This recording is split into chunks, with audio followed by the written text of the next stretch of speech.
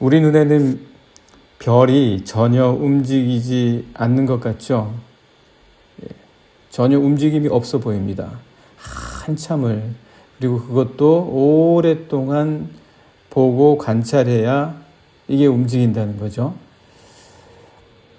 유성도 마찬가지 아닙니까? 금세 눈앞에서 사라져 버립니다.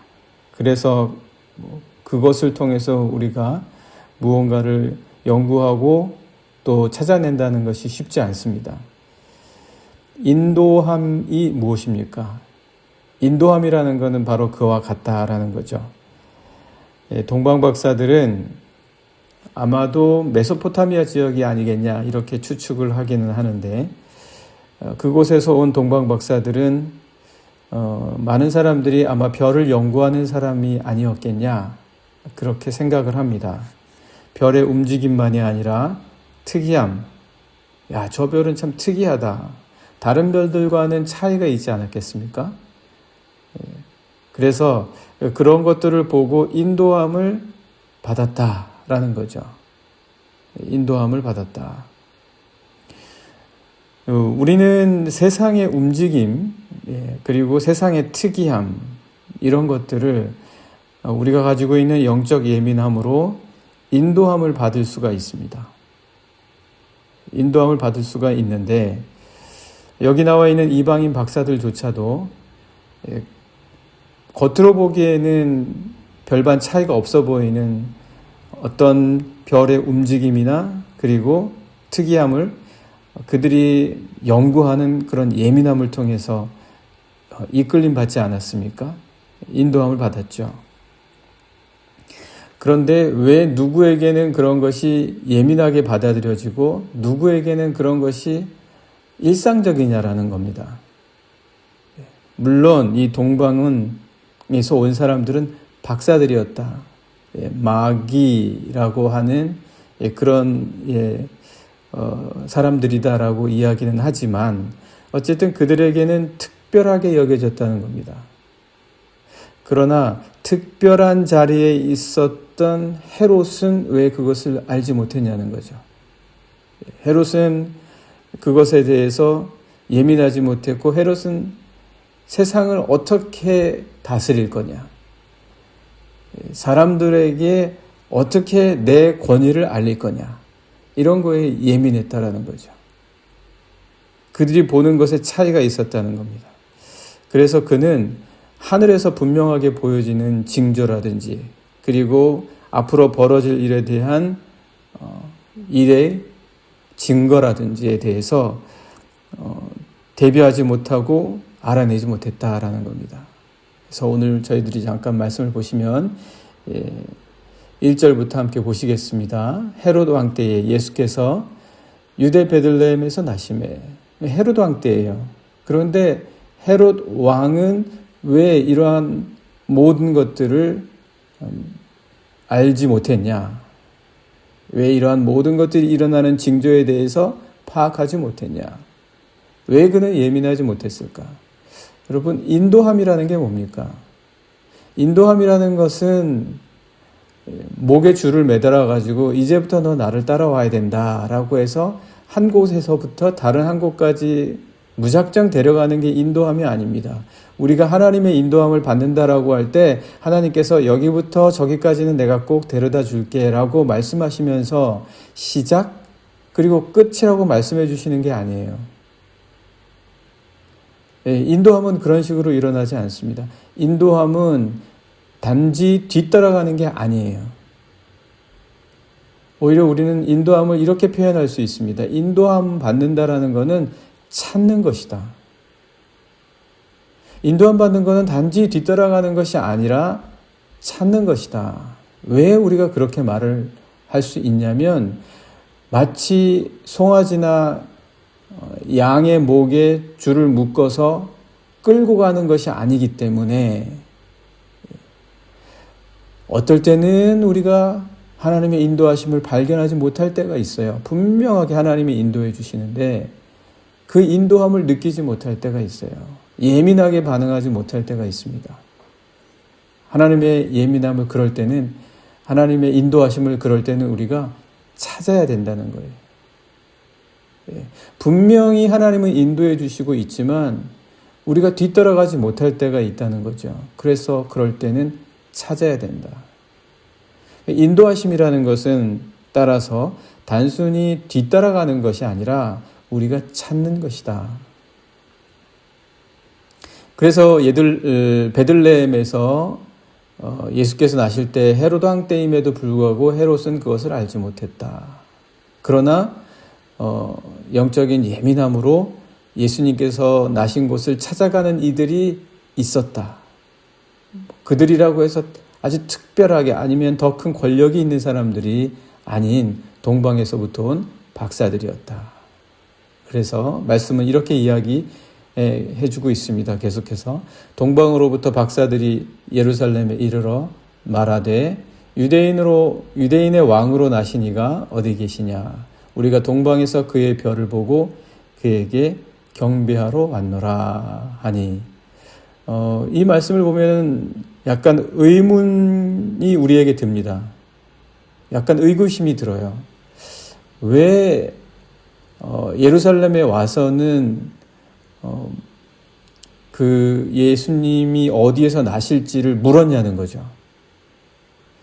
예루살렘까지는, 동방에서부터 예루살렘까지는 찾아왔잖아요. 별을 보고 따라왔잖아요. 별을 보고 따라왔는데 계속해서 별을 보고 가면 되잖아요. 그런데 왜 예루살렘에 와서는 계속해서 별을 보고 따라가지 않고 여기에서는 그들에게, 헤롯 왕과 그리고 그곳의 관리들에게 메시아로 나실 유대인으로 왕으로 나실 이가 어디에서 나시냐고 왜 물어봤냐는 거예요. 아마도 동방에서부터 그들을 인도해 주었던 별이 어느 순간 갑자기 예루살렘 인근에 이르러서 사라진 거예요. 더 이상 그들을 인도해 주고 이끌어 주었던 그 별이 동방 박사들의 눈에 보이지 않았던 거죠. 그렇다는 거예요. 인도함이라는 것은 그렇다는 거예요. 분명하게 인도해 주시고자 하는 의지가 사라진 것이냐? 동방에서부터 온 박사들에게 아기 예수께서 나실 곳을 가르쳐 주던 그 별이 사라진 것이 하나님께서 이제 그들을 인도하시지 않겠다라고 하시는 것이냐? 그것이 아니라는 거죠. 분명하게 인도해 주시고 계신 거예요. 그럼에도 불구하고 그들의 눈에 지금 현재 그 별이 사라져 버린 거죠. 그래서 앞서서 제가 말씀드린 것, 인도함 받는다는 것은 단순히 그저 뒤따라가기만 하면 되는 게 아니라는 거예요. 어떻게 보면 오히려 우리가 이렇게 표현하는 것이 더 맞다. 찾는 것이다. 우리가 우리의 인생과 우리의 삶에서 예수 그리스도의 인도하심을 받는다라고 하는 것은 찾는 것이에요. 우리를 분명히 인도해 주시고 계시지만 우리 눈에서 사라질 때가 있어요. 우리 눈에서 보이지 않을 때가 있습니다. 그러나 하나님께서 우리를 인도해 주시고자 하시는 분명하신 뜻과 계획은 여전히 계심에도 불구하고 우리의 눈에 보이지 않는 거예요. 아기 예수가 태어나지 않으십니까? 태어나시죠. 유대 베들레헴에서 분명하게 태어나셔요. 태어나심에도 불구하고 그들의 눈에 별이 사라지면 더 이상 찾을 길이 없는 거예요. 더 이상 찾을 길이 없다. 무언가 메시아가 나신다는 것은 분명함에도 불구하고 어디에서 나실지에 대해서는 그들이 알 수 있는 길이 없는 거예요. 우리를 향하신 하나님의 뜻이 무엇인지 분명하게 어림짐작은 가는데 어떻게 인도함을 받아야 되는지에 대해서 우리가 모를 때가 있다. 우리 눈에서 사라져 버릴 때가 있다라는 거죠. 그럴 땐 찾아야 된다고요. 찾는 것입니다. 인도함은 사라지지 않아요. 없어지지 않아요. 단지 내가 찾아야 되는 거예요. 때로는 뒤따라갈 때도 있지만 때로는 내가 찾아야 될 때가 있다. 그래서 여기 동방의 박사들은 지금 찾고 있습니다. 묻고 있는 거예요. 도대체 어디에서 메시아가 나시냐? 우리는 동방에서부터 온 박사들이다. 그런데 도대체 어디서 메시아가 나느냐? 사람들이 다 궁금해하지 않았겠습니까? 어떻게 동방에서부터 왔느냐? 여기까지 온 이유가 무엇이냐? 왜 여기까지 왔느냐? 여기까지 온 목적이 무엇이냐? 그런 것들을 물었겠죠. 아무도 그것에 대해서 찾지 않았던 거예요. 찾지 않으니 어떻게 인도함을 받겠습니까? 인도함을 받기 위해서는 찾아야 된다는 거예요.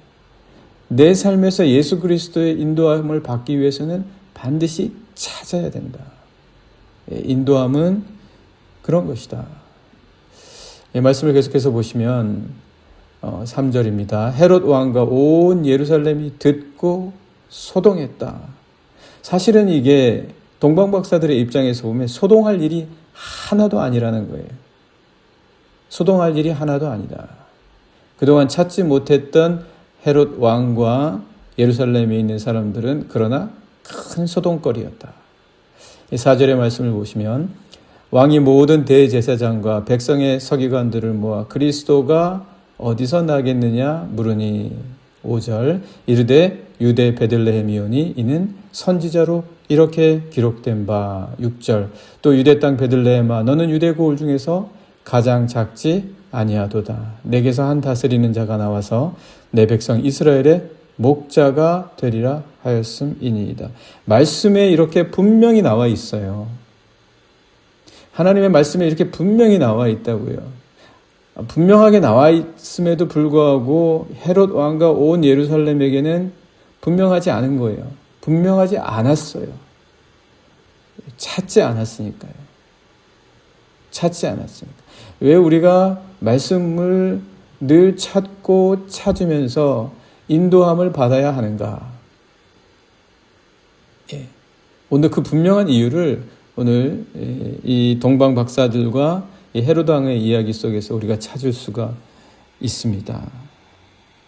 자, 이 별이 갑자기 사라진 이유가 이제 뭔가 이제 나타납니다. 왜 도대체 이 별이 지금껏 예루살렘 인근에 오기까지 동방 박사들을 인도해 주다가 왜 사라졌냐? 왜 도대체 이 별이 사라졌냐? 처음부터 그러면 이 별은 메시아가 태어나실 곳을 가르쳐 주는 별이 아니었던가? 그냥 우연이었던가? 예. 우리가 삶에서 나를 인도해 주던 하나님의 분명하신 약속이 있었는데 갑자기 그것이 내 삶에서 사라져 버리면 그것이 내가 잘못된 것이었나? 잘못된 증거였나? 잘못된 약속이었나? 잘못된 생각이었나? 이렇게 생각할 수가 있겠죠. 동방 박사들을 인도해 주던 그 별이 도대체 왜 사라졌냐? 바로 이 헤롯 왕과 온 예루살렘에게 알리기 위해서 사라진 것이죠. 동방 박사들이 예루살렘에 도착해서 그 별을 따라 메시아가 나실 곳을 찾기 위해서 왔다는 것을 알리기 위해서였겠죠. 그래서 그들의 눈에서 사라진 것입니다. 별은 그대로 있어요. 그러나 더 이상 그들의 눈에는 보이지 않았습니다. 이제 그들은 찾아야 돼요. 단순히 뒤따라오는 것만으로는 부족합니다. 아주 중요한 순간에 인도함은 어떻게 이루어지냐? 가장 중요한 순간의 인도함은 무엇으로 이루어지는가? 말씀으로 이루어지는 거예요. 말씀으로 이루어집니다. 어디까지 우리가 별 보고 쫓아갑니까? 언제까지 우리가 세상에 여러 징조와 표적을 보면서 쫓아갑니까? 가장 중요한 순간, 그리고 가장 마지막에 이르러서는 말씀이라는 거예요. 오늘 이 말씀 속에서 보여주는 것은 가장 중요하고 마지막의 순간에 우리를 인도해 주실 것은 우리 주님의 말씀이시다. 말씀이시다. 그래서 우리는 찾아야 되는 거예요. 이 말씀이 우리 목에 목줄을 달아매고 끌고 가지 않습니다. 우리가 찾아야 되는 거예요. 창세기부터 계시록까지의 말씀을 묵상하고 큐티하면서 그 하나님의 인도하심을 우리가 찾아야 된다. 그러면 인도함을 받는다라는 거죠. 예, 인도함이 사라졌을 때 동방 박사들도 당황했겠죠. 우리들도 역시 인도함이 사라질 때 당황하게 됩니다. 세상을 통한 인도함, 어떤 기적을 쫓는 인도함, 표적을 따라다니는 인도함은 그렇습니다. 한계가 있어요. 그래서 주님이 우리에게 늘 표적을 주시지 않는 것 아닙니까? 그렇지 않다면 늘 기적을 일으키시겠죠. 이때 박사들에게 있어서 가장 중요한 것은 말씀이었습니다. 그래서 그들은 말씀을 받습니다. 유다 베들레헴에서 받는다라는 선지자들의 말씀이 그들에게 분명하게 주어집니다. 그리고 나서 그들이 예수께서 나신 곳에 도착했을 때 다시 문득 별이 반짝이는 것을 볼 수가 있었습니다. 우리가 말씀 보시면 7절부터 보겠습니다. 이에 헤롯이 가만히 박사들을 불러 별이 나타난 때를 자세히 묻고 베들레헴으로 보내며 이르되 가서 아기에 대하여 자세히 알아보고 찾거든 내게 구하여 나도 가서 그에게 경배하게 하라. 지금 이럴 때가 아닌데 말이죠. 9절 말씀 보시면 박사들이 왕의 말을 듣고 갈새 동방에서 보던 그 별이 문득 앞서 인도하여 가다가 아기 있는 곳 위에 머물러 서 있는지라. 다시 별이 보이기 시작한 거예요. 다시 별이 문득 나타나서 아기 있는 곳 위에서 있었던 거죠.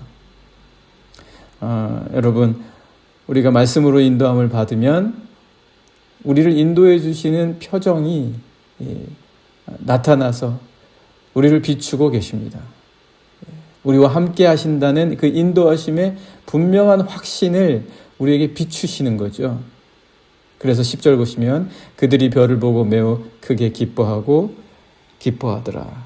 우리는 세상의 많은 징조로도 인도함을 받습니다. 느낌도 받습니다. 예민하게 돼요. 그러나 우리가 예민해야 될 가장 분명한 것은 하나님의 말씀입니다. 말씀을 찾으셔야 합니다. 오늘 우리 인도함에 대해서 함께 말씀을 나누었습니다. 오늘 하루도 같이 이렇게 기도하겠습니다. 하나님, 우리가 말씀으로 분명하게 인도함을 받을 수 있도록 우리의 삶 속에서 그 말씀을 찾는 자들이 될 수 있게 인도하여 주시옵소서. 같이 기도하시겠습니다.